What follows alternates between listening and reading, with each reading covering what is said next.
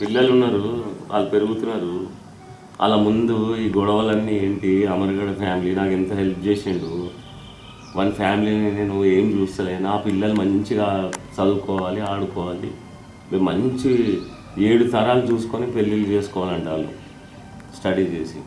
వీళ్ళేమో love marriage చేసుకొని ఇప్పుడు వీళ్ళు చేసే కథలకు పిల్లలు ఖరాబ్ అయిపోయి ముందంతా దరిద్రమైన బతుకు, ఆడ బతుకు నాకెందుకు, ఆయన వాడో వేస్ట్, నాకు అన్నీ ఇచ్చినప్పుడు నేను బాసు అని సంతోషానికి పగ్గాలే లేకుండా విచ్చల విడిగా పరిగెత్తుతుంది ఇష్టం వచ్చినట్టు పిచ్చి పిచ్చిగా.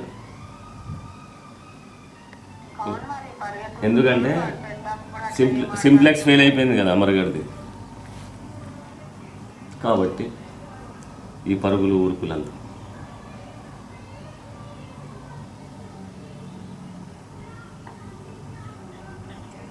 అది కథ.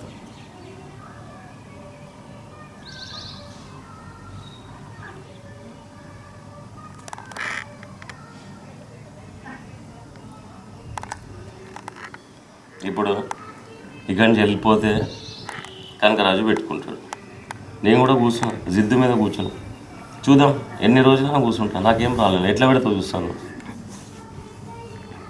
సింప్లెక్స్ వెళ్ళిపోగానే కనకరాజు గారితో డిఫరెన్షియల్ గేర్ బాక్స్ పెట్టి సర్వో మోటార్ పెట్టి తిప్పుకుందాం.